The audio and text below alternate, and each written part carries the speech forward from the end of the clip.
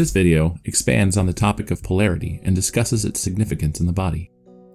Polarity is one of the most important characteristics that determines the behavior and function of molecules in the body. One of the main functions of nonpolar molecules is their role in membrane permeability. Cell membranes are composed of a layer of nonpolar molecules that surround the outside of the cell. Because nonpolar molecules do not mix well with polar molecules, this layer of fat around the outside of the cell creates a barrier for the entrance of polar molecules. Thus, polar substances cannot pass through this fatty membrane. The fat creates an impermeable layer to polar substances. Similarly, charged substances like sodium ions and chloride ions also cannot cross this fatty barrier.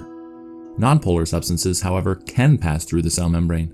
Therefore, nonpolar substances are able to enter cells easily by passing right through the membrane. Polar substances can enter cells, but they need help. They need a passageway to assist with their entrance.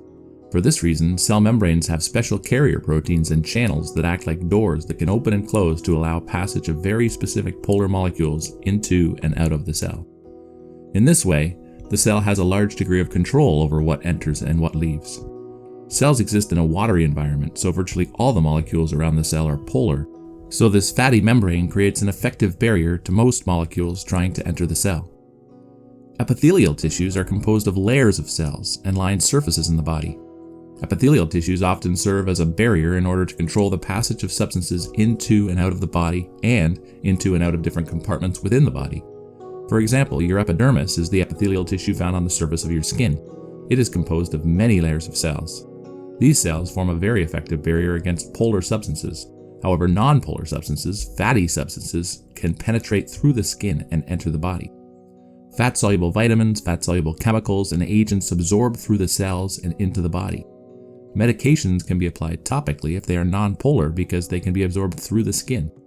Nicotine patches and estradiol patches are examples of nonpolar meds that can be administered through the skin. Nonpolar molecules in the body also need to be treated differently because they do not mix well with the watery polar environment. For example, fats in the body like triglycerides and cholesterol are wrapped into structures called lipoproteins in order to be carried in the blood. The lipoproteins hold the fat molecules in their core, so they can be carried through the blood without clumping together. HDL, LDL, and VLDL are examples of fat-carrying lipoproteins found in the blood. Oxygen and carbon dioxide are also nonpolar and so do not mix well with the body's watery medium. In order to hold the massive amounts of oxygen required to sustain life, we rely on a protein called hemoglobin to hold the oxygen and carry it through the body. Similarly, carbon dioxide is nonpolar and so also does not dissolve in blood. To carry large amounts of carbon dioxide, it is converted into bicarbonate ions, which then can dissolve in the blood.